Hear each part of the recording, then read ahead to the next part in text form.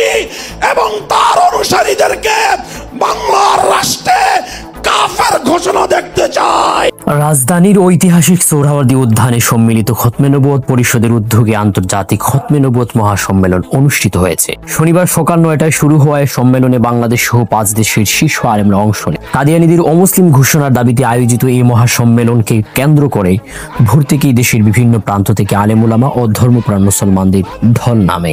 সম্মেলনে পাকিস্তান, ভারত, মিশর সহ বিভিন্ন দেশের বিশিষ্ট আলেমরা যোগ দেন। বাংলাদেশ থেকে অংশ নেন হেফাজতে ইসলামের আমির মাওলানা শাহ মুহিবুল্লাহ বাবুনগরী, আল হায়াতুল আউলিয়ার চেয়ারম্যান মাওলানা মাহমুদুল হাসান সহ দেশের শতাধিক আলেম উলামা। লাখো মানুষের উপস্থিতিতে সোহরাওয়ার্দী উদ্যান এক ঐতিহাসিক দৃশ্যের রূপ নেয়।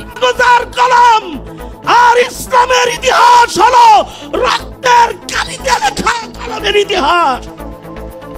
हुजूर अलैहिस्सलाम आखिरी नबी हैं, हर नस्ल को सिखाना है और साथ ये भी सिखाना है जो हुजूर को आखिरी नबी न माने वो मुसलमान नहीं है।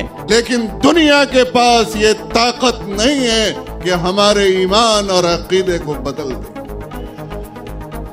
عامة الناس بأن يقاطعوا منتجات هذه الفرقة। মির্জা গোলাম শয়তান কাদিয়ানি নবুয়ত দাবি করেছিল, কিন্তু কাদিয়ানিরা ইসলামের গণ্ডি থেকে বাইরে।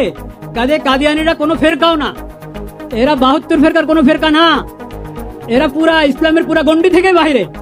তাহলে এটা মযহাবেরও ইখতিলাফ না, ফেরকারও ইখতিলাফ না, তাহলে কি?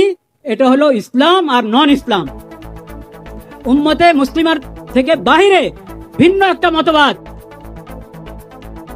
কাফের, কাদিয়ানীদেরকে যারা কাফের মানবে না তারাও কাফের।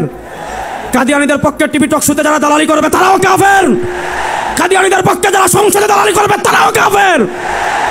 আহমদিয়া মুসলিম জামাত এই নামটা থেকে শুধু মুসলিম নামটা আপনারা কাইটা দেন। আমরা উক্ত সম্মেলনে সভাপতিত্ব করেন মধুপুরের পীর মাওলানা আব্দুল হামিদ। ফেরদাউস সরকার, ভিডিএস নিউজ।